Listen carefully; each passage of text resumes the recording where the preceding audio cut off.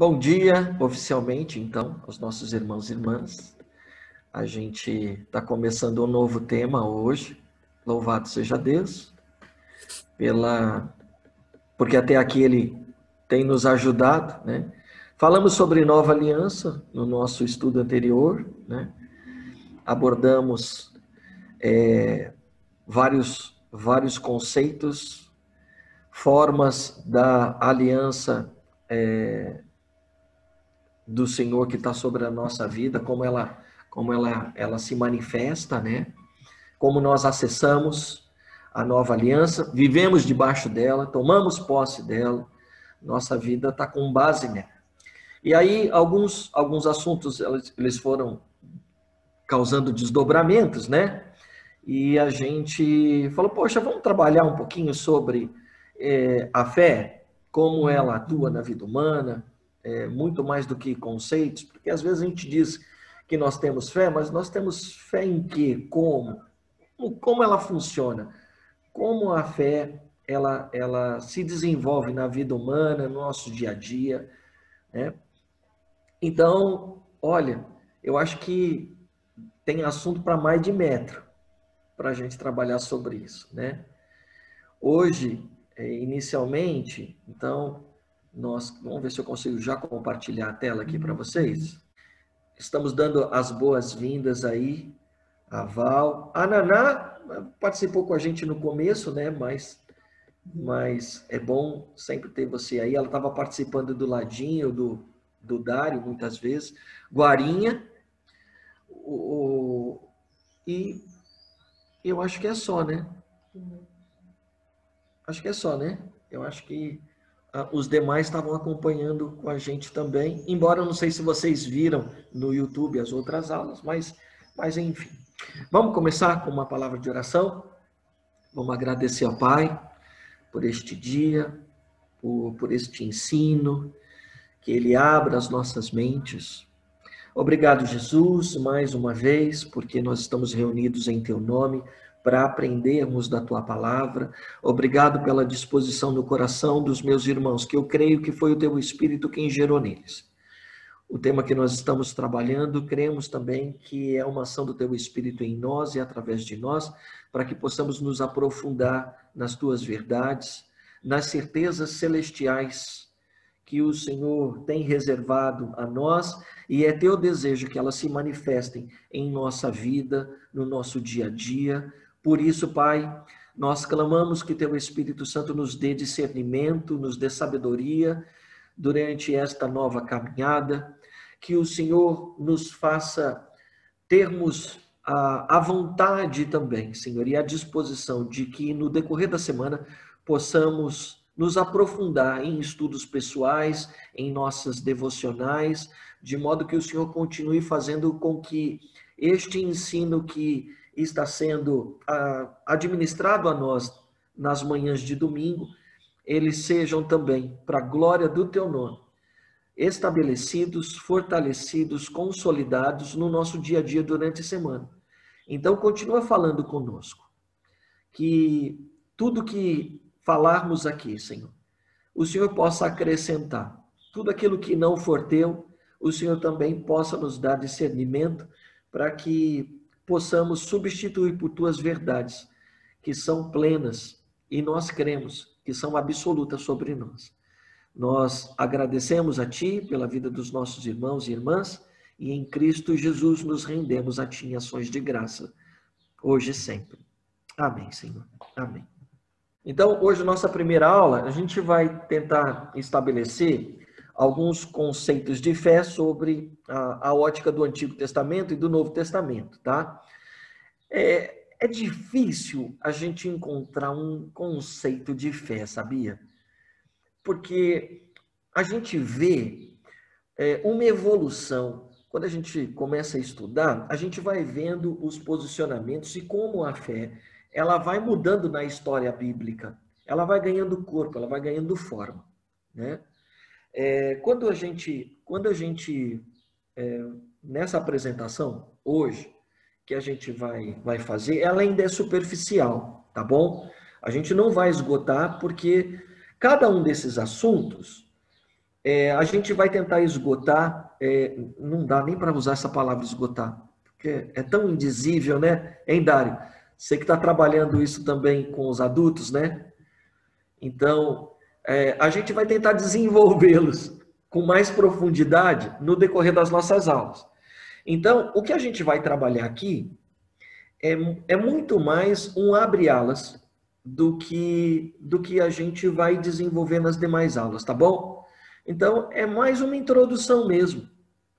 Eu vou trabalhar alguns conceitos um pouco mais teológicos hoje, e esses conceitos, na aula que vem, a gente vai ver dentro de uma perspectiva de Wesley, a fé, tá bom? E aí eu compartilhei com a Kátia, estudando essa semana um pouquinho sobre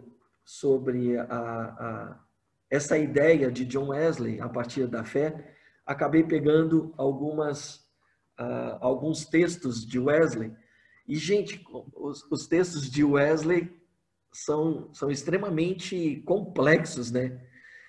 E eu estava lendo quando ele pregou, para quem ele pregou. Rapaz, o cara pregava para os carvoeiros, pregava para as mães solteiras, para as mulheres que trabalharam 16 horas lá, ó, dentro das fábricas, né?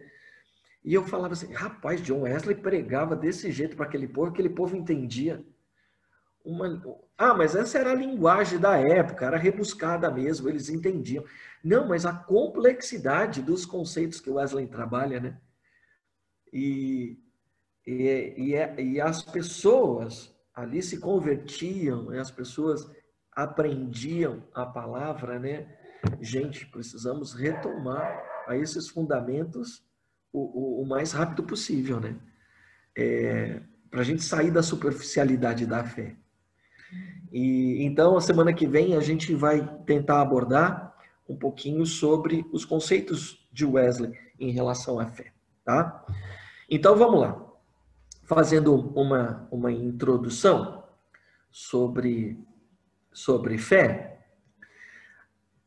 a gente, ao olhar para a vida, né, para a gente olhar no nosso dia a dia, escolher acreditar em algo não é necessariamente fé, né? Definitivamente. Uma coisa que a gente estava compartilhando durante as nossas aulas do último tema, da nova aliança, a gente abordou muito sobre essa questão, né? A gente não pode dizer, então, que fé é tudo aquilo que eu acredito. Não, porque às vezes a gente toma algumas decisões e a gente resolve acreditar em algumas coisas que não estão de acordo com aquilo que a Bíblia nos mostra, nos ensina sobre o que é fé, né? Então, optar por crer, por exemplo, no Papai Noel, no Coelhinho da Páscoa, até algumas pessoas podem acreditar que é um tipo de fé, né? Mas não é o que a Bíblia nos ensina, não é o que ela nos apresenta, tá? Mas a gente precisa entender que a Bíblia ela vai nos apresentar a fé comumente retratada completamente diferente da nossa cultura. Porque a nossa cultura, às vezes, ela crê e acredita em coisas como se fosse um salto no nada, né? Um salto às cegas. Não tem uma base, não existem fatos concretos, né? É como se fosse crer sem uma razão, mas ela é a partir de um fundamento nosso, de um desejo humano, né? E aí você pode dizer, mas pastor, pera lá, quando a gente está falando da fé, a gente também não consegue provar. Sim, mas ela surge, não é a partir do nada.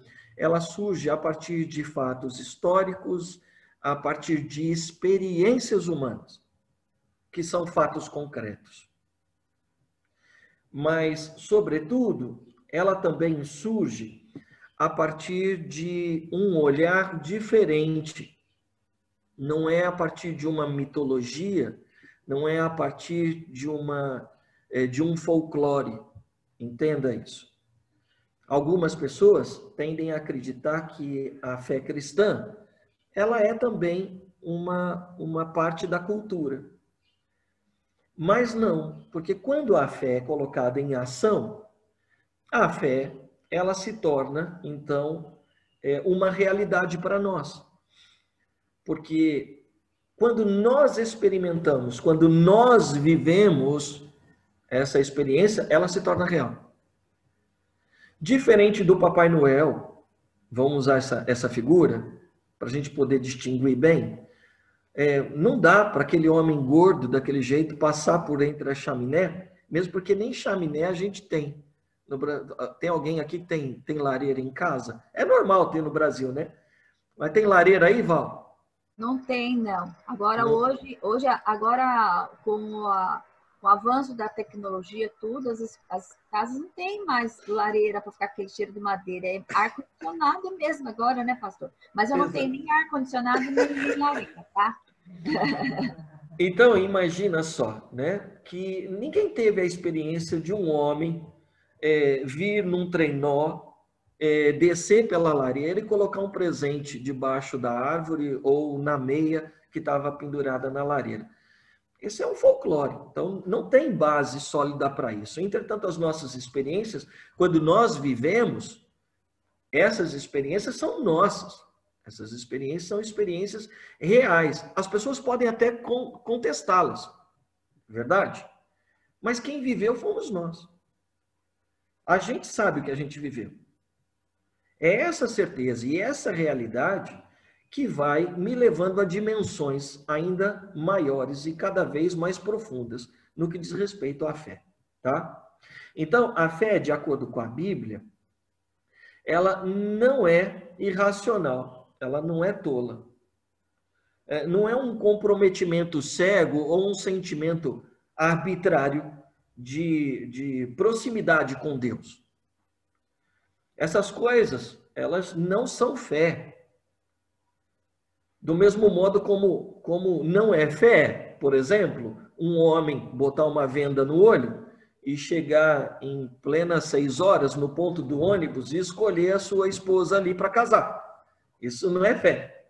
Não, eu vou escolher assim porque eu sei que Deus vai... Não, isso é uma tolice. Isso não é assim que as coisas funcionam, né? Hebreus, capítulo 11, ela vai nos dar uma dimensão e vai começar a abrir campos para a gente pensar a respeito da fé. E aí eu queria que vocês abrissem Hebreus, capítulo 11, que é o texto base mesmo, né, para a gente definir fé. Só que eu não quero olhar para o capítulo 1, que é o conhecido como definição, o verso 1, como definição de fé, tá? Eu quero estudar com vocês o verso 6. E logo no verso 6, ele diz que sem fé é impossível agradar a Deus na parte A. Certo? Pode deixar ele aberto aí que a gente vai ler ele inteiro então depois, tá? Então, é impossível, é forte essa palavra, né? Impossível agradar a Deus. Entretanto, essa força, talvez, ela venha expressar uma verdade, né? É impossível a gente agradar a Deus sem fé. Essa afirmação talvez vai ser base para todo o nosso estudo, tá bom? Porque não tem absolutamente nada que a gente venha fazer, né, para agradar a Deus. Nada que eu faça que seja originário em mim, que seja uma ação minha. Então, por mais que eu pense que eu necessite realizar alguma coisa, por mais que eu alcance alguns frutos, se isso não vier proveniente de fé, então isso, na verdade, não agrada a Deus. Em outro trecho da Bíblia, que a gente vai ver mais para frente, ele vai dizer que tudo que não provém de fé, então, é pior. Além de não agradar, diz que é pecado. Tudo que não provém de fé, então, se torna pecado. Então, qualquer coisa para agradar a Deus, a partir de uma inspiração humana, ou de um senso de necessidade de realização, entenda? A gente não vai conseguir agradar a Deus. Entretanto, sem fé, você não vai alcançar o objetivo que Deus tem para você. Só isso, só essa explanação, eu acho que dá campo para muita pergunta. Alguém tem alguma pergunta? Ou alguém quer fazer alguma colocação a partir disso? Fica à vontade. Então, o verso ele vai continuar, né? Quem pode ler para mim aí? Bem bonito, vai. Portanto, é necessário que aquele que se aproxima de Deus creia que ele existe e que se torna galardoador dos que o buscam. Legal. Então, a fé é importante, porque no desenvolvimento da fé, na ação prática da fé, então, nós vamos agradar a Deus. E é muito interessante, né, que a partir de agora, a fé, ela gera em mim uma certeza da existência daquilo que para muitos é o subjetivo, é o inanimado, né? Então, para nós é espiritual, né? Vou explicar um pouquinho melhor isso. Então, a fé, ela vai se tornar extremamente importante para nós, porque nós temos a certeza que existe, então, um mundo espiritual. Isso é real. E é por meio da fé que, então, nós vamos trazer à existência tudo aquilo que existe no mundo espiritual para o mundo natural. É por meio da fé que o mundo espiritual se manifesta no mundo real, que é onde a gente vive, onde a gente atua.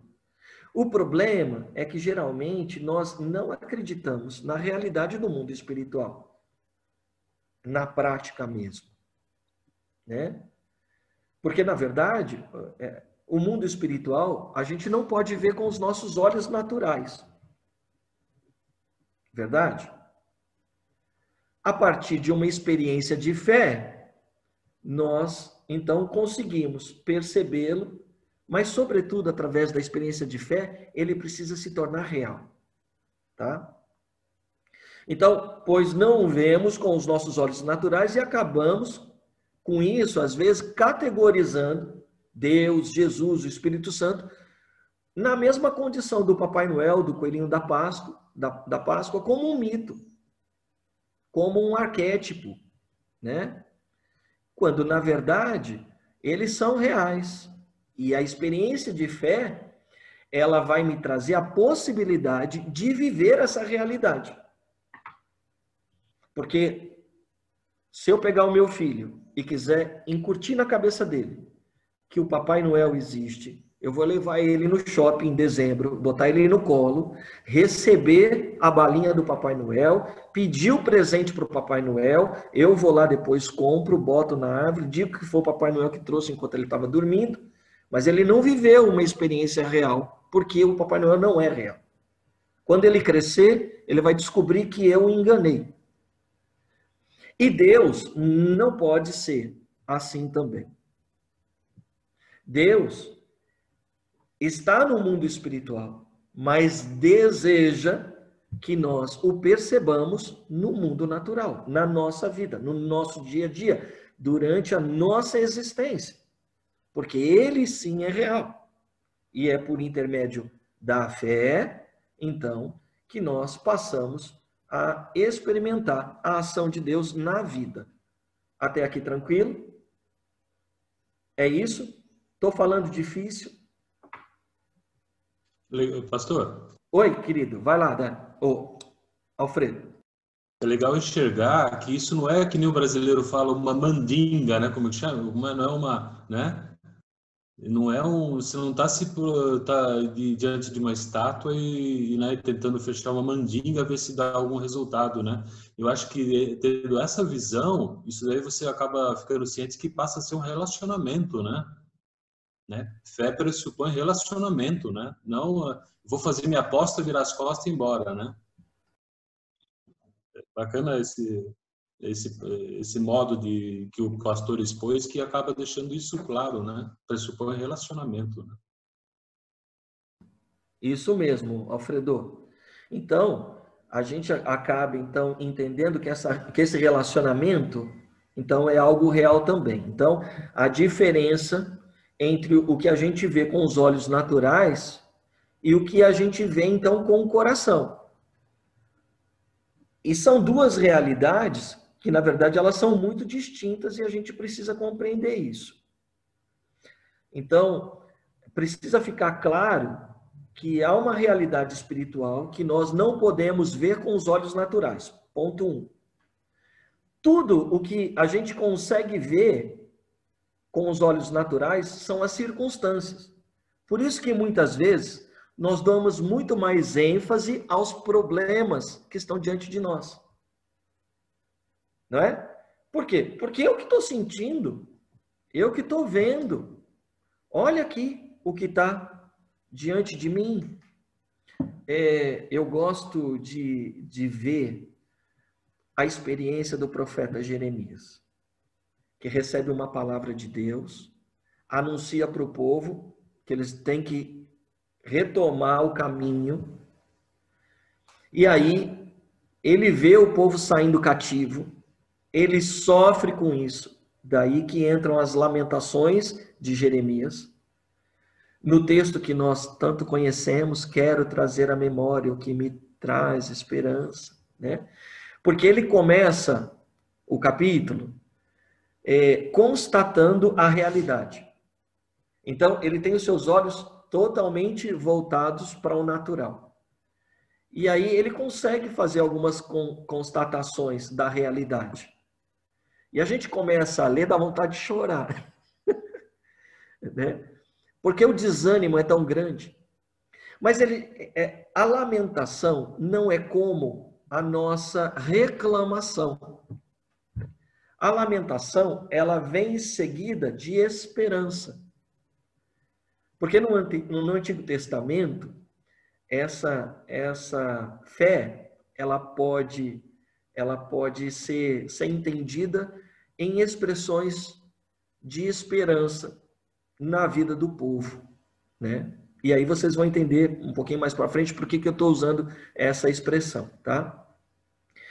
Então, aqui nós temos, né, um povo que tem um olhar da realidade, consegue constatar, entretanto, quero trazer à memória o que me dá esperança de que Deus nunca nos abandonou, então não vai ser agora que ele vai nos abandonar. E agora ele começa a trazer algo para o coração das pessoas que vai animá-las a ponto delas não desistirem. É muito mais do que uma palestra uma palestra motivacional.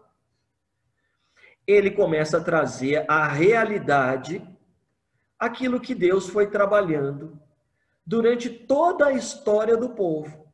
Então percebe que a manifestação do mundo espiritual na vida é uma realidade. E todas as experiências já vividas, elas vão me fortalecer para eu continuar a caminhada e não desistir. Então, a gente consegue perceber, né, que tudo o que conseguimos ver, então, ao nosso redor são as circunstâncias. Então, nós passamos a acreditar naquilo que os nossos olhos naturais veem, mas nós precisamos permitir com que aquilo que os nossos olhos espirituais podem projetar-nos, pode sim mudar essa realidade.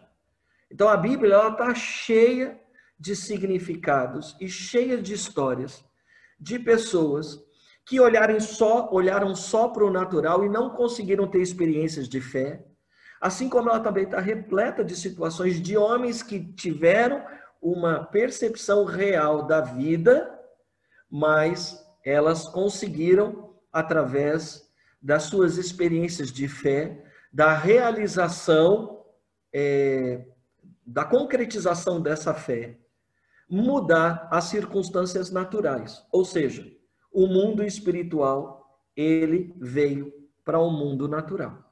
Tá bom? Até aqui, tranquilo?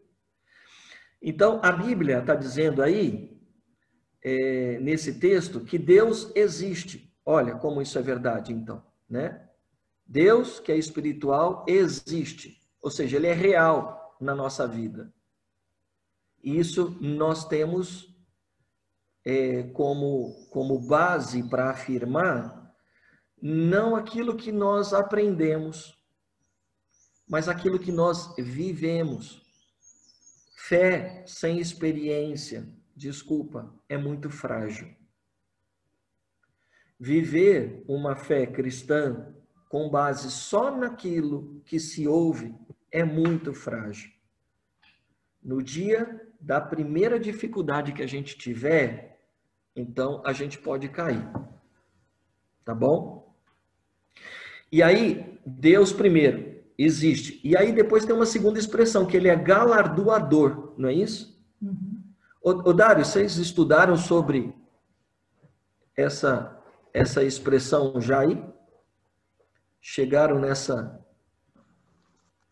Não, nesse estudo específico de Hebreus 11, na carta, a gente falou mais de certeza, de convicção, mas assim da questão do galardoador, doador, não estudamos a fundo essa palavra, esse tema não.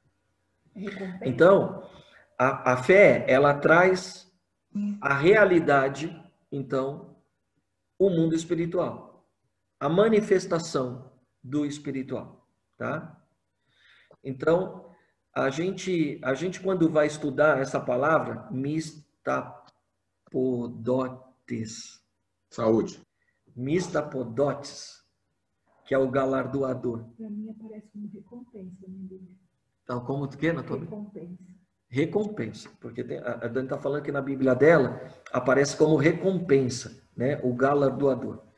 Na verdade, ela pode ser entendida, né? Porque é um mistos, né? Mistos vem como se fosse recompensa, e apodidome, que é a continuação, dar de. Então, seria corretamente, então, o recompensador. Tá bom? Então, é alguém pagando o que é devido a outro. Um recompensador. É um tesoureiro. Dando recompensas de acordo com os seus próprios valores. Entregando o que é dele. Tá? Então, mistapodotes é usado somente aqui em Hebreus 11:6. Nenhum outro lugar no Novo Testamento. Nenhum outro. Então, significa que Deus, então, ele está entregando a nós aquilo que é próprio dele. E nós sabemos que ele é espiritual. Então, significa que quando ele nos dá, ele nos entrega na vida tudo que ele tem, todas as suas promessas. Não é só para a eternidade, mas elas se tornam realidades. A eternidade se torna real na vida. Então, a partir daí, tem aquela expressão que eu sempre uso, né? Você está em Cristo Jesus? Então, a gente não tem que temer a morte, porque nós somos eternos. A morte não vai vencer, porque nós já estamos com Ele. Então, já somos eternos. É uma certeza que foi colocada, gerada dentro de mim. Vamos aprofundar um pouquinho mais isso depois, tá? Então, há dois princípios importantes aqui para a gente sintetizar de tudo isso que a gente falou. Primeiro, sem fé é impossível agradar a Deus. 2, todas as realidades do mundo espiritual, então, vão se tornar reais para nós, por intermédio da fé. Sintetizando. Certo? Então, primeiro, sem fé é impossível agradar a Deus. 2, todas as realidades do mundo espiritual se tornarão reais para nós pela fé. Até aqui tranquilo? Há uma perspectiva histórica bíblica, então, de como nós podemos ver e perceber a manifestação da fé no meio do povo de Deus. Então, vamos dar uma olhada no Antigo Testamento, né? Quantas vezes no Antigo Testamento existe a palavra fé como nós conhecemos no Novo Testamento? Quem pode me dizer?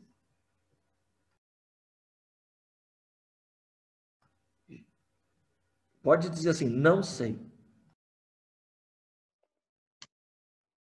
Poucas vezes. Palavra fé, Dário, poucas vezes, né? Verdade.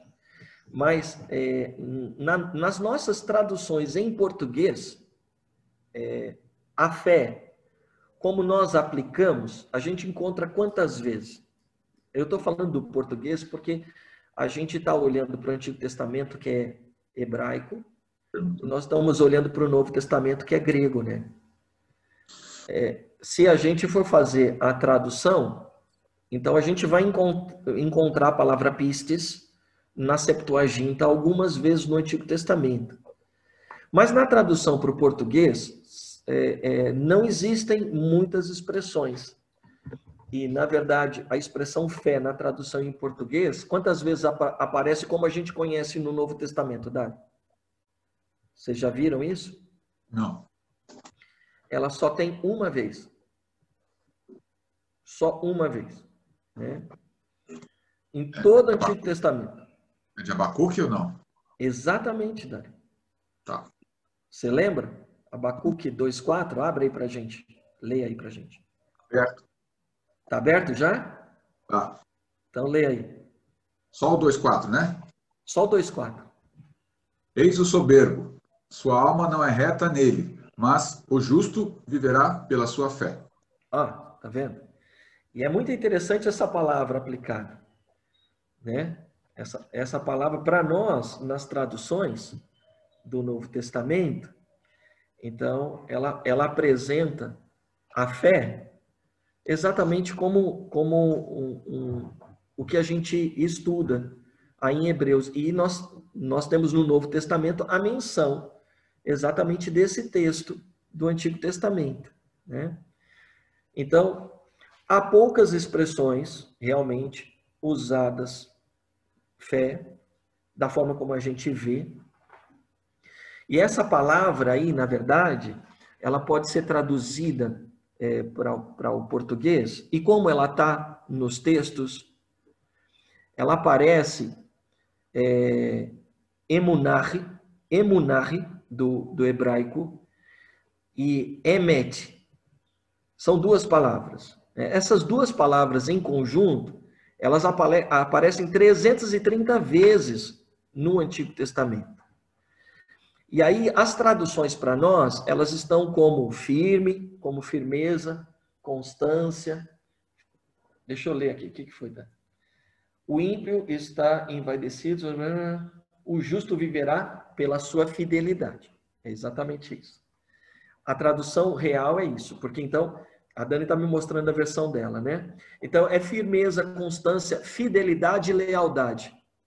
Então, o justo viverá de sua constância, viverá de sua fidelidade. A quem? A si mesmo, as suas certezas, aquilo que os seus olhos naturais veem. O justo viverá de sua lealdade. A quem? Né? Então, exatamente, Dani.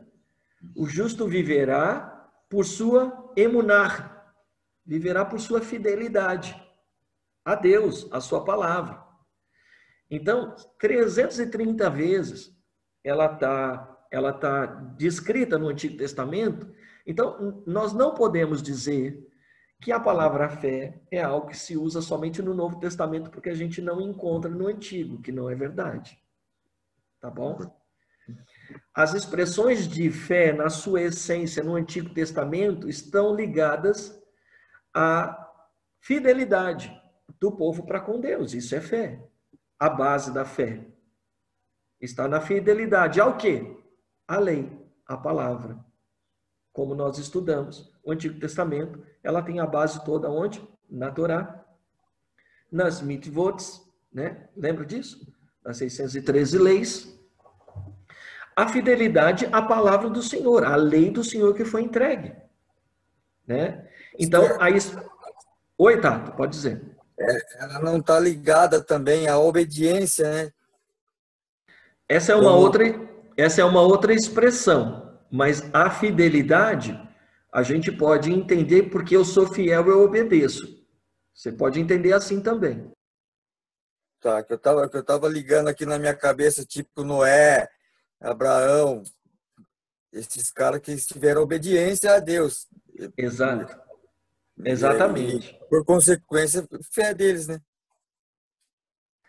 Ela não tá essa expressão fé, mas é exatamente o que a gente vai ver agora aqui na sequência. E aí você citou exatamente essas outras expressões de fé, que não deixa de ser não, você tá corretíssimo, tá? Então, quando a gente vai olhar as versões em português, então na versão revisada da imprensa bíblica, a expressão fé, a gente vai encontrar em expressões como de boa fé, aí a gente vai ver Juízes, a gente vai ver textos em 1 Samuel. Na versão internacional, fé, ela aparece muito com expressão estar firme. Por exemplo, Isaías 7:9, segundo livro das Crônicas, capítulo 20 e 20. Na versão católica, é onde aparece mais a expressão fé no Antigo Testamento, né? A gente vê em Salmos, a gente vê em Daniel, mas a gente vê muitas expressões, né, de má fé e de boa fé, né, como atitude humana, percebe? Tá? Entretanto, a fé como uma experiência, existem como outras expressões, como o Tato já falou aí pra gente, tá? Então, olhando algumas expressões de fé do Antigo Testamento, como a gente viu lá no nosso estudo anterior, Gênesis 15:6. Quem pode abrir aí para mim, por favor, e ler essa expressão? Então, creu em Yahvé e lhe foi tido em conta de justiça. Então, o que foi imputado como justiça, e a palavra está correta aí, né? Foi imputado como justiça, é uma expressão de fé também, Tato. Tá? Como você está falando na expressão de Noé também, né? A gente tem essa expressão de fé. Isaías e Abacuque, quem pode ler para mim Isaías 7, aí verso 9, uma outra pessoa abre Isaías 28, verso 16. Tá pronta, Val? Estou com o segundo aberto. Então pode ler. Isaías 28, 16. Portanto, assim diz o Senhor Deus: eis que eu assentei em Sião uma pedra, pedra já provada, pedra preciosa, angular, solidamente assentada, aquele que crer não foge. Aquele que crer, né? Na tua expressão. Tem alguém que tem uma outra expressão? Essa é a expressão emet, que eu falei para vocês, né? A minha tá aquele que confia, pastor. Que confia, né? Então, essa é a mesma expressão de Abacuque. Por que não está fé aí? Tá vendo? Então, o Isaías 7:9, quem pode ler, por favor? É a mesma expressão também. E não vai estar fé. A capital de Efraim é Samaria, e o cabeça de Samaria é o filho de Remalias. Se vocês não crerem, certamente não permanecerão. Tá vendo? Então, a gente tem algumas expressões. Pastor? Oi, filho. Na minha tá um pouquinho diferente aqui, ó, da Cátia. Leia pra gente, Reginaldo. A cabeça de Efraim é Samaria, e a cabeça de Samaria é o filho de Remalias. Se vocês não ficarem firmes na fé, com certeza não resistirão. Que versão que é a tua, Reginaldo? Eu nem sei, é a Bíblia Online. Ah, você está na Bíblia Online? Isso. Você precisava ver essa versão aí, porque eu não encontrei essa expressão em nenhuma outra. Depois passa para mim o link aí, fiquei curioso agora. Mas é boa aí, ó. Ele tá trabalhando exatamente o mesmo processo lógico da tradução de Abacuque, tá? A palavra é a mesma aí. Perfeito, gostei. Gostei da versão aí. Então, nós vemos também uma experiência de fé a partir da ação salvífica de Deus que vai produzir fé nas pessoas. Então, Êxodo 14, 31. Kátia, abre para mim, por favor. Alfredo, abre, por favor, Salmos 106, verso 12. Salmos 106, verso 12. Êxodo 14, verso 30. Israel viu o grande poder que o Senhor havia usado contra os egípcios. E o povo temeu o Senhor e confiou no Senhor e em Moisés, seu servo. Então aqui a gente tem uma expressão, né, da ação de Deus que salva, e o povo agora, como viu, passou a crer, né? Salmo 106, verso 12. Então creram nas suas palavras e lhe cantaram louvor. Então, a palavra, no contexto, uma palavra da salvação de Deus, a palavra que salva, a palavra que libertou o povo. Quem tem Bíblia católica aí? Tem alguém? Você tem Bíblia católica aí? A de Jerusalém? Ah, é verdade. Tem Judite? Tem Judite. Tem Judite aí na sua? Abri nela. Abriu na Judite? Abri na Judite. Judite, 14:6. Não vai me chamar de herege, porque a gente está usando uma referência católica, mas do ponto de vista teológico, a gente tem que usar as fontes, tá bom? Chamaram, pois, Aquior, a casa de Osias. Quando veio e viu a cabeça de Holofernes na mão de um homem na Assembleia do Povo, caiu com o rosto por terra e desmaiou. Quando levantaram, ele prostrou-se aos pés de Judite, saudou-a profundamente e disse: Bendita sejas tu em todas as tendas de Judá e entre todos os povos, os que ouvirem teu nome ficarão tomados de pavor. Acho que foi um pouco além, né? Tem um sete. Não, mas é isso mesmo, né? Então, agora, a partir da manifestação de uma mulher de Deus, né? Do povo de Deus, os outros povos agora vêm a crer, né? Então é exatamente isso também. Então, a partir da manifestação do povo de Deus entre os gentios, então agora vem o testemunho, e isso abre para nós também um campo para a gente entender a fé no Novo Testamento, principalmente a partir dos discípulos e do apóstolo Paulo, tá? Então vamos lá. E no Novo, gente, aí a gente vai ter tantos exemplos, mas tantos outros exemplos de manifestação da fé, sem a palavra fé aí, mas que estão envolvidos no contexto, tá? Que se a gente for começar a pesquisar só isso, a gente vai levar muito tempo, tá? Então são só alguns exemplos para nós. E no Novo Testamento? Nos evangelhos, então a gente vai ver com muita força a fé, principalmente, gente, no campo das curas e dos milagres, né?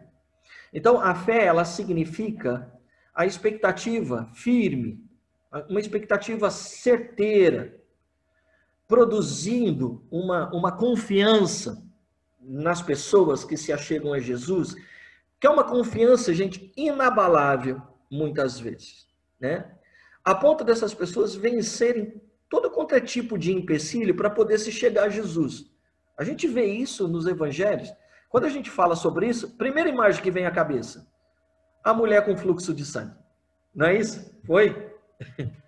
Então, a gente percebe a fé dessas pessoas crendo na solução, ou sendo Jesus a solução para os problemas delas, né? Então, as pessoas que se chegaram a Jesus assim, elas não saíram da mesma forma como elas chegaram. Vamos ler alguns textos. Então, Val, abre para mim Mateus 9. Kátia, abre para mim Marcos 5. E depois, vamos ler Marcos 10, 52. Marcos 5, 34. Mateus 9. Capítulo 9. Verso 2. Verso 2. E eis que lhe trouxeram um paralítico deitado num leito. Vendo-lhes a fé, Jesus disse ao paralítico: tem bom ânimo, filho, são perdoados os teus pecados. Então, olha a fé. E aí a gente sabe o desfecho dessa situação, que aí depois o pessoal, perdoar pecados, quero ver esse cara levantar daí. Então levanta, né? Leia para mim, Val, o verso 22 agora. Essa é uma sequência de Marcos muito legal. E Jesus, voltando-se e vendo-a, disse: tem bom ânimo, filha, a tua fé te salvou. E desde aquele instante, a mulher ficou sã. Legal. Verso 29, Val. Então lhe tocou os olhos, dizendo: faça-se-vos conforme a vossa fé. Legal. Agora volta um pouquinho no capítulo 8, verso 10. Ouvindo isto, admirou-se Jesus e disse aos que o seguiam: em verdade vos afirmo que nem mesmo em Israel achei fé como esta. E aí o menino é curado, né? Marcos, Kátia. Obrigado, Val. Então Jesus lhe disse: filha, a sua fé salvou você. Vá em paz e fique livre desse mal. E o Marcos 10, 52? Então Jesus lhe disse: vá, a sua fé salvou você. E imediatamente passou a ver e foi seguindo Jesus estrada fora. Então, a gente percebe a fé como algo que move o coração de Jesus, né? Então, ao mesmo tempo, não existe empecilho para essas pessoas chegarem a Jesus. Não foi a cegueira, não foi o fato da mulher ser conhecida como impura, não foi o fato do paralítico e da casa estar cheia. As pessoas romperam todas as barreiras por conta da fé, né? As declarações de Jesus a respeito da fé que dá aos que creem, não como força proveniente do homem, mas como parte da onipotência de Deus, né? Caracterizada numa experiência vivida também, tá? Então, fé como sendo uma manifestação do poder de Deus, né? Então, vamos ver, Mateus 14, 31. Nana, faz favor para mim, então. Mateus 8, 26 e 14, 31. Aproveitar que você está com o Mateus aberto, vamos ler três versos, tá? Tá. Disse-lhes ele: porque tendes medo, homens fracos na fé? Depois, pondo-se de pé, conjurou severamente os ventos e o mar, e houve grande bonança. Então, percebe que agora a fé, ela gerou agora, né, uma ação mostrando o poder de Deus, né? Aí, no caso, a falta de fé, né? Mas Jesus ensinando, né, que a fé pode fazer. Olha o 14, 31. Jesus estendeu a mão prontamente e o segurou, repreendendo-o. Homem fraco na fé, por que duvidastes? No momento em que agora ele está andando sobre as águas, né? Esse é o episódio de Pedro, né? E aí, significa que ele, quando começou a andar, começou a viver o sobrenatural, né? Então, andando sobre as águas. Mas na hora que ele titubeou na fé, pumba, caiu. 21, 21, Naná. Jesus respondeu: em verdade vos digo, se tiverdes fé, sem duvidar, fareis não só o que fiz com a figueira, mas até mesmo se disserdes a esta montanha: ergue-te, lança-te ao mar, isso acontecerá. Então, a fé como manifestação da onipotência de Deus. Logo, nesses 3 textos, fiz questão de selecionar, por quê? Porque ele é um contraponto à falta de fé. Ou seja, se a falta de fé, a falta de fé vai nos impossibilitarmos de ver a manifestação do poder de Deus, tá bom? E aí Jesus vem então como alguém que está manifestando a fé que falta aos homens, tá bom? Lembrando que Jesus não está fazendo isso só porque ele é Deus. Já falei isso diversas vezes. Jesus, ele se despojou, mesmo sendo em forma de Deus, não teve por usurpação ser como Deus, tá bom? Então agora ele vem em forma de homem, de servo, e ele nos ensina, tá bom? Então Jesus está fazendo tudo o que está fazendo porque ele está cheio do Espírito Santo. E ele está cheio de fé. Ele é a salvação, tá bom?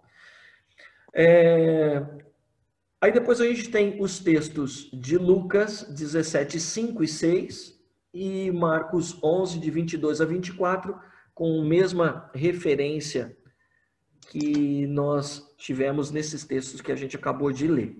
Uma outra experiência de fé que a gente consegue ver é com referência a fazer a vontade de Deus, né? Mateus 23. Você está em Mateus ainda, Naná? Aproveita. Olha Jesus conversando com os fariseus aí, né?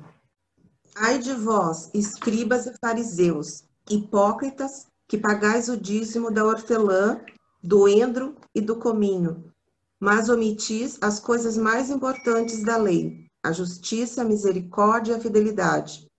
Importava praticar estas coisas, mas sem omitir aquelas.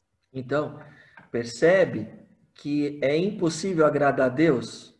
Não vai ser a minha oferta, não vai ser o fato de eu servir a Deus dentro da igreja, mas a fé precisa me levar a um serviço que irá refletir a bondade de Deus no mundo, tá? Essa é uma manifestação da fé. Então ele está usando aí, a palavra está traduzido como fidelidade para Naná. Percebe que a fidelidade é conforme a expressão que a gente está vendo lá no Antigo Testamento também, em Abacuque, tá? Então essa é a experiência de fé também. Então, perguntas aqui, tranquilo? Uma colocação, talvez uma contribuição, pastor? Vai lá, Dar. Por que é que Jesus falava perdoados estão os seus pecados, né? Para exatamente confrontar aquilo que as pessoas à época, fariseus, hipócritas, os estudiosos da lei, entendiam que a doença, aquilo que estava causando a dor para a pessoa, era motivo de pecado dele ou do seu pai. Então Jesus curava a alma, que curava os pecados, e depois vinha a cura do corpo, da doença, ou quer que fosse também. Perfeito, que é a restituição da vida social da pessoa, né? Da vida ministerial também. A cura se manifestando de forma geral na vida da pessoa, né? Então, sobre a impressão da ressurreição de Jesus, agora, a mensagem de Jesus e a sua obra, ela recebe uma dimensão completamente nova a partir de agora, tá? Então, até aqui que a gente viu no Novo Testamento, ela está um pouco alinhada com algumas expressões do Antigo Testamento. Mas agora, a partir do ato da ressurreição, muda tudo. A mensagem, ela ganha corpo, a fé ganha uma nova dimensão, tá? Como nunca experimentada no Antigo Testamento. E é aqui que a gente vai começar a entrar. Agora a coisa começa a ficar muito aplicável para nós, tá? E é onde John Wesley também começa a desenvolver toda a sua teologia, e o fato de nós, metodistas, termos a base da nossa teologia, tá? Tá na ressurreição, na graça, teologia da graça, que a gente vai ver um pouquinho melhor aí semana que vem, tá? Então, a partir de agora, a gente vai começar a ver o que Deus operou através da vida e da morte de Jesus Cristo e o modo como Deus se revelou através de Jesus, para tornar-se, então, o conteúdo da pregação dos discípulos e nossa também, né? O fundamento da razão da fé está na ressurreição de Jesus, na obra consumada de Jesus Cristo. Então, a fé em que Deus ressuscitou Jesus dos mortos, então, para nós agora, significa muito mais do que a aceitação de um conhecimento histórico, tá? Para nós, significa a recepção do amor de Deus em Jesus Cristo, que venceu o pecado, venceu a morte, venceu. E ele foi o primeiro de todos os outros filhos de Deus, de cada um de nós. Porque nós cremos que assim como ele ressuscitou, nós também ressuscitamos. Então, uma experiência espiritual, né, trazendo para a vida a partir da nossa conversão, que a gente trabalhou isso, a conversão e o início da nossa vida, da nossa experiência de fé, ela começa na morte, sepultamento e ressurreição. Ressurreição porque a partir de agora, mesmo estando vivos, nós vivemos para Cristo, então vivemos em novidade de vida. Então, nossa fé está pautada nisso. Então, ela ganha uma outra conotação. Não é só acreditar no que Deus pode fazer, mas é crer naquilo que ele já realizou, naquilo que ele já fez e como ele se manifesta na nossa vida também, tá? Então, no Evangelho de João, a palavra pistes, que é a palavra fé, aparece quantas vezes? Vocês sabem? Nenhuma. Se vocês fizerem uma busca aí, acho que o Reginaldo... Reginaldo, eu queria ver nessa Bíblia aí que você pesquisou aí, Reginaldo. Pesquisa aí, palavra fé. Veja se tem no Evangelho de João fé.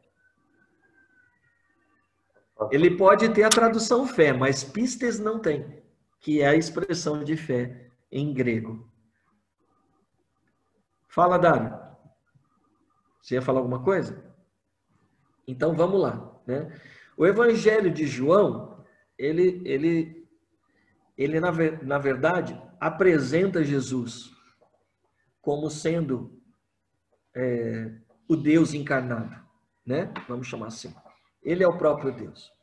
Ele é a fonte, ao mesmo tempo, ele é a inspiração de Deus. Ele é o verbo. Tudo que foi feito por ele e por intermédio dele. E sem ele, nada do que o mundo natural pode contemplar e o espiritual, né, teria sido feito. Meu Deus, né? Ele é a fonte de inspiração do papai. Se ele é a fonte de inspiração do pai, ele tem que ser a nossa também. E se a nossa fé é proveniente de Jesus, embora a gente vai ver isso semana que vem, é proveniente de Jesus, então está aí uma das grandes razões de a nossa fé agradar a Deus. Percebe? Porque a fé é Jesus. Ele é a razão da nossa fé. No Evangelho de João, a fé em Jesus Cristo é de que ele é o Filho de Deus, que veio ao mundo. E a fé em que Deus, na verdade, ele se revelou ao mundo por intermédio de Jesus. Então, assim, por intermédio de Jesus, ele então manifestou o seu poder, ele manifestou o seu amor. Então, agora, Jesus, ele se tornou o conteúdo da fé. Ele é a fé materializada. Porque nós cremos na sua obra, cremos naquilo que ele realizou. Essa fé não é simplesmente uma condição para a salvação, tá? Ela não é só uma condição para a salvação, mas ela é a própria salvação. A gente vai estudar um pouquinho melhor isso, porque isso é Wesley na veia, tá? Tá bom? É uma percepção wesleyana. Nós, metodistas, cremos nisso. A fé não é só uma condição para a gente ser salvo, mas a fé, ela é a manifestação da própria salvação em nós. Nós temos fé porque somos salvos. Olha que coisa linda. Tá? Por isso que nós temos...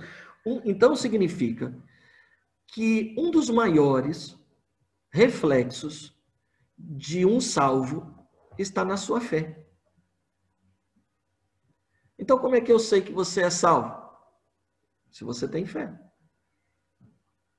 Certo?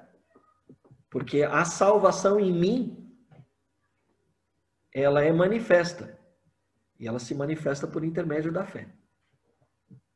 Porque do contrário, se eu preciso ter fé para crer que sou salvo, então significa que a fé não vem de Deus, mas a fé é um produto meu. E isso não vai agradar a Deus. Por quê? Porque ele se agrada e ele se relaciona conosco por intermédio da obra de Jesus Cristo na cruz, como nós já vimos. Certo? Percebe isso? Tranquilo, gente? Então, quem crê possui a vida eterna, porque se abriu, foi aberto pela fé, a presença salvífica de Deus e passou da morte para a vida. João, capítulo 5, verso 24. Quem pode ler aí para mim? Em verdade vos digo, quem ouve a minha palavra e crê naquele que me enviou, tem a vida eterna. Não entra em juízo, mas passou da morte para a vida. Vamos pegar nossa última aula lá, né? Como é que Deus vai me punir? Se Deus vai me punir, então ele está rompendo com o seu princípio, quando ele fala para a gente não emprestar com juros, né? E não cobrar duas vezes, né? Então ele cobra duas vezes. Nós cremos na palavra e cremos na obra de Cristo, né? Passamos da morte, entramos agora na vida. Saímos das trevas e estamos na luz. Paulo, ele mantém essa ideia original, que passa a ser também agora o ensinamento dos discípulos. Só que Paulo, ele começa a aprofundar isso muito mais, né? Ele vai atingindo outros patamares, né? À medida em que faz da fé, então, a descrição da existência cristã em Deus. Então, nós somos cristãos, né? Por conta desta afirmação de que Cristo é a razão da nossa fé, né? Quando ele vai falar sobre ressurreição aos Coríntios, e depois mais para frente a gente vai ver isso, fica claro, ele fala, a tua fé é em vão. Se você não acredita na ressurreição de Cristo, então esquece. Vamos parar com essa história, porque vocês estão perdendo tempo. Então, o seu evangelho, a sua mensagem, ela consiste nesta verdade, tá? E por isso, então, ela também ganha o poder de alcançar a todas as pessoas que ouvem a mensagem, sem distinção, não é só para o judeu, tá? Então, agora, todas as pessoas, Deus veio para salvar o mundo, Jesus veio para salvar o mundo. Então, a conversão, a abrangência do amor de Deus não engloba somente os judeus em toda a terra, espalhados por toda a terra, mas todas as pessoas, sem distinção. Então, para Paulo, fé é sempre fé em Jesus. E a gente vai ver isso no desenvolvimento das aulas. A aceitação do que Deus operou por intermédio de Jesus é o que torna possível a fé. Por isso, é importante a gente compreender que a fé, ela não é própria, ela não é minha, ela não surge de mim, não é uma escolha minha. Eu escolhi ter fé. Tá bom? Então, quando a gente, às vezes, faz aquelas listinhas, que a gente... Realizações para o ano de 2020. Eu vou trocar de carro, vou trocar de casa, não pode trocar de marido e nem de esposa.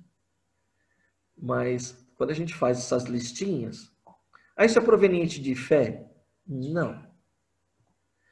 podem ser metas para você. Podem ser princípios que você quer estabelecer para a tua caminhada. Mas é importante nós, como cristãos, entendermos que a vontade de Deus está em nós. É vontade de Deus.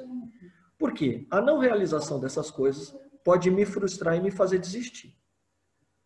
Ah, mas eu tenho fé de que eu vou conseguir. Você tem fé em você. Percebe? Que essa fé não é proveniente da palavra de Deus e também não é proveniente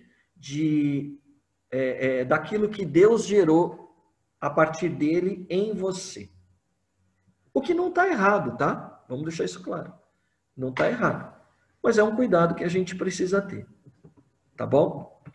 Porque é uma reprodução social, uma reprodução da vida. A fé que nós temos, ela consiste em tudo que Cristo diz que eu sou e tenho. Isso é a fé que Deus gera em nós. A fé que Deus gera em nós me mostra quem eu sou. Me apresenta um novo Eduardo. Me apresenta uma nova Valdirene. Apresenta ela, sobretudo. Me apresenta a Kátia, quem ela é em Deus. Né? Então, a vida e as pessoas podem pensar o que quiserem de mim. Jesus, quando diz para os discípulos, né? Quem dizem que eu sou? O que as pessoas vão ver? Mas Jesus é bem resolvido. Ele fala, e vós, quem dizeis que eu sou? Né? Vamos ver, vocês caminham comigo. Aí Pedro vem e mata em cima. Aí ele fala, Pedro, sabe quem te mostrou isso? Não foi ninguém que falou, mas foi o Espírito que testificou. Ele falou diretamente no teu coração. Né? Então, a fé, ela também gera em nós a consciência de quem nós somos em Cristo, em Deus, tá bom? Assim como Cristo, ele é bem resolvido naquilo que ele é em Deus, nós, agora que estamos em Cristo, somos nova criatura, sabemos ou precisamos saber quem nós somos em Deus. Tá bom?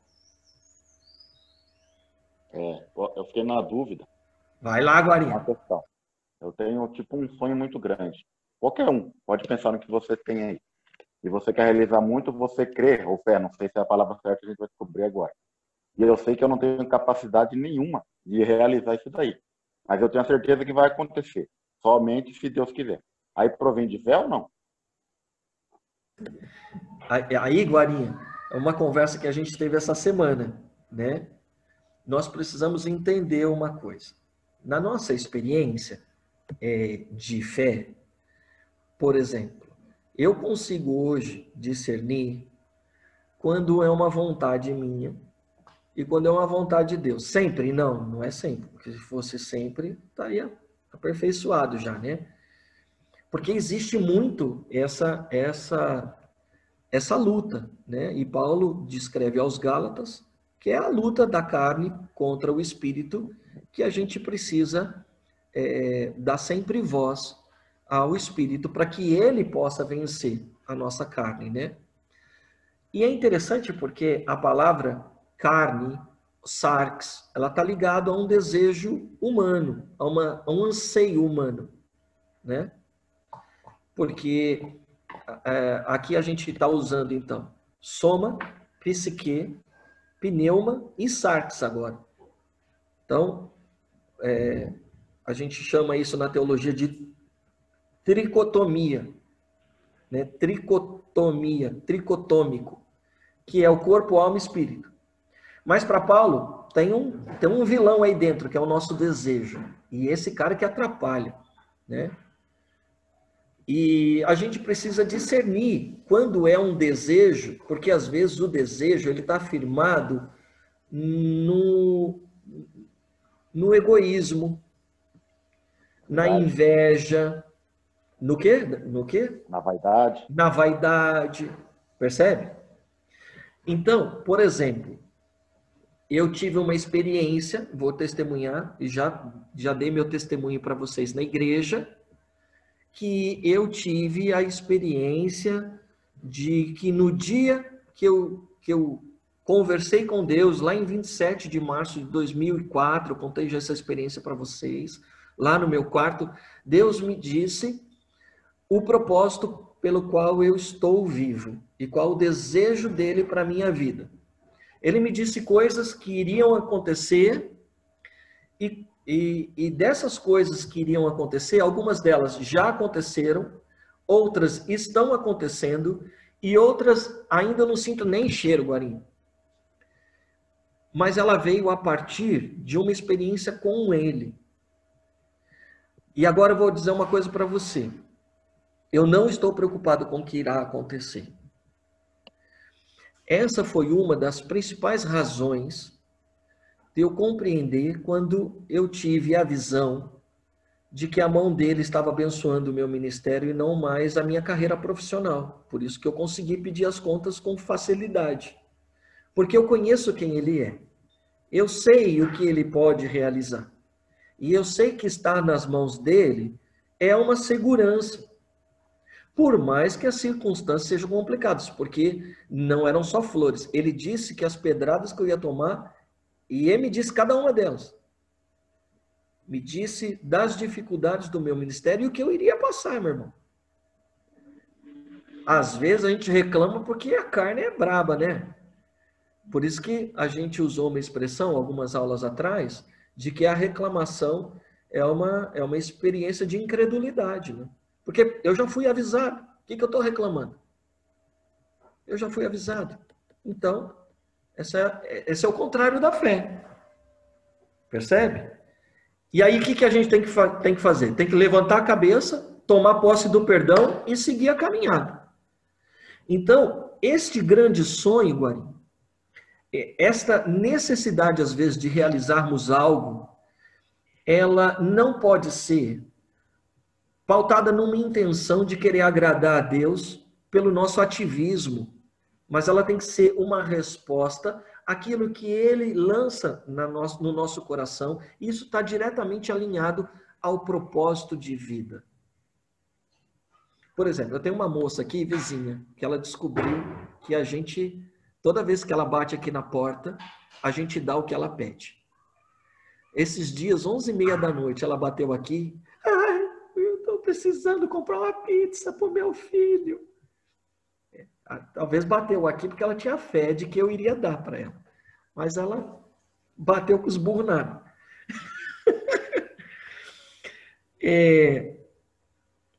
Domingo passado a gente estava fazendo um churrasco, aí ela bateu, estava passando aqui na porta, senti o cheiro de churrasco, você não me dá um pedaço? Pediu para o Arthur. Aí peguei e falei, leva lá um espetinho para a moça. E aí eu fiquei pensando, depois fazendo churrasco, aí o Espírito Santo falando comigo, né? Vem cá, você até quando vai ficar suprindo a necessidade dela assim? Você acredita? E essa pergunta veio muito forte no meu coração assim. Você acredita que o que eu tenho para ela é uma vida de pedinte? Aí, quando a gente fala, né, eu sou sal e luz, né? O que acontece é que às vezes as pessoas vivem em trevas e alguém precisa botar a luz nessa situação, né?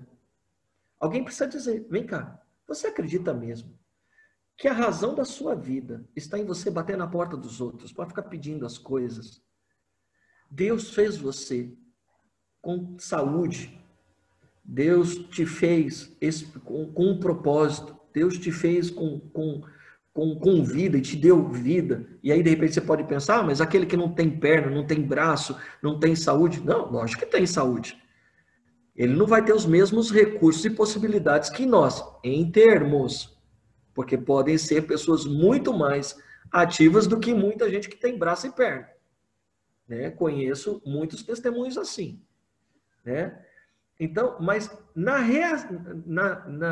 capacidade de realização que eu estou me referindo. Então, as pessoas, Deus nos fez dotados de capacidade de realização, independente da nossa forma física, gente. E aí, dizer para ela, né, algo que vai trazer luz, vai libertá-la disso, porque é uma libertação. Deus pode sustentar você, mas de outra forma, né? Então, Guarinha, tudo isso está alinhado a conhecer o propósito de Deus para você. Qual é o propósito de Deus para a tua vida? Qual é o propósito de Deus na realização da missão que é dele, não é minha, não é tua, não é da Igreja Metodista. Quando a gente estuda missão, a gente usa uma expressão, a gente fala missio Dei. Já ouviram essa expressão? Missio Dei significa que a missão é de Deus, a missão não é nossa.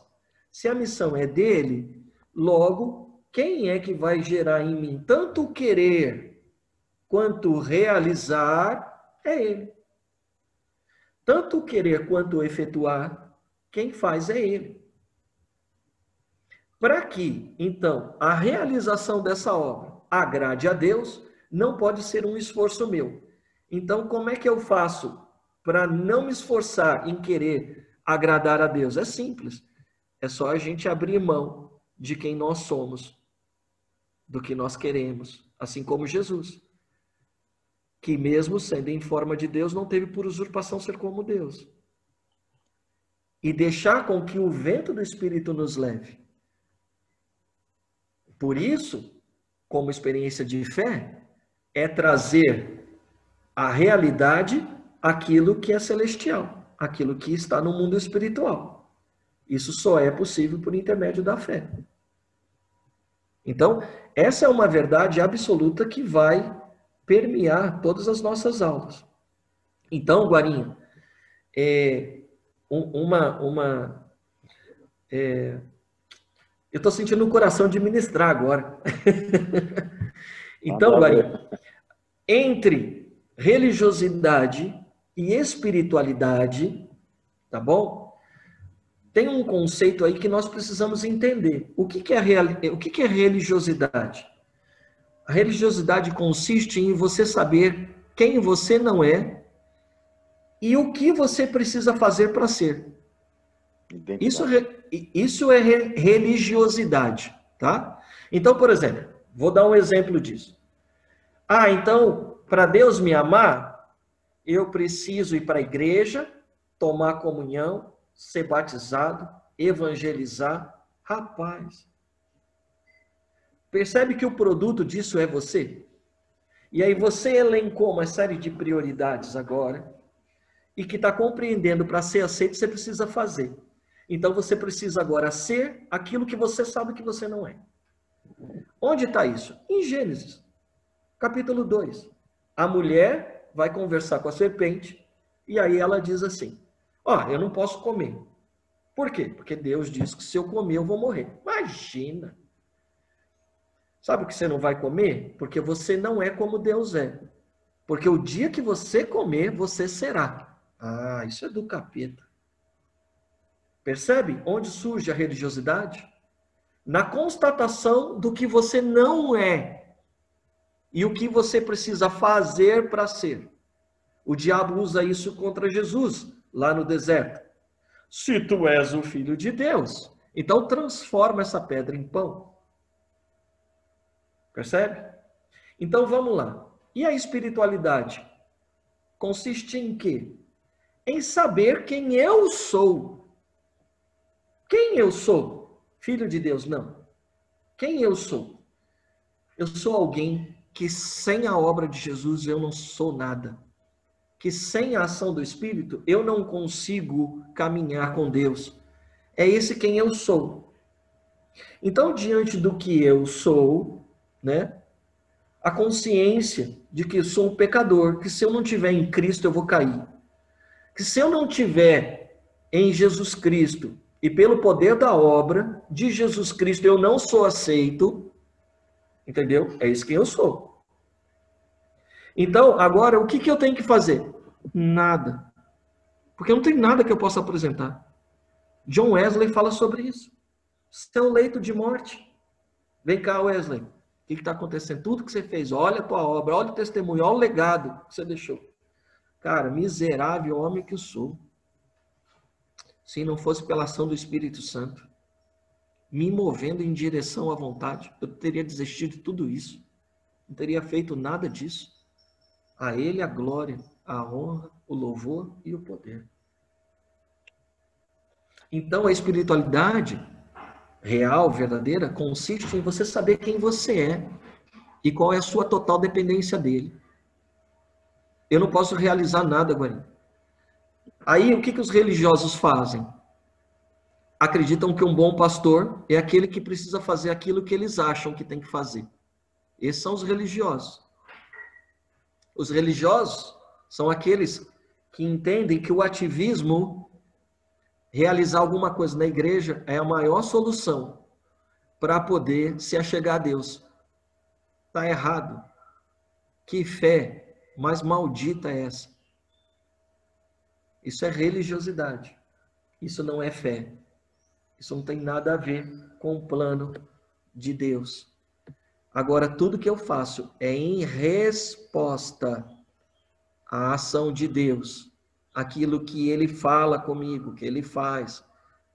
Aquilo que Ele comunica comigo, trazendo do mundo espiritual para a realidade. Consegui explicar isso, Guarim? Amém. É um assunto longo, né? Não... Temos uma longa caminhada por aí. Porque a gente falou de realização, tipo, trabalho evangelismo, de matéria, trabalho ministerial. E tem um assunto das conquistas materiais, tem tudo isso, né? E se sem fé é impossível agradar a Deus, se o que não provém vem de fé é pecado, então é um assunto muito delicado. Você sair da linha é muito fácil. Então, é legal. É legal. É isso aí.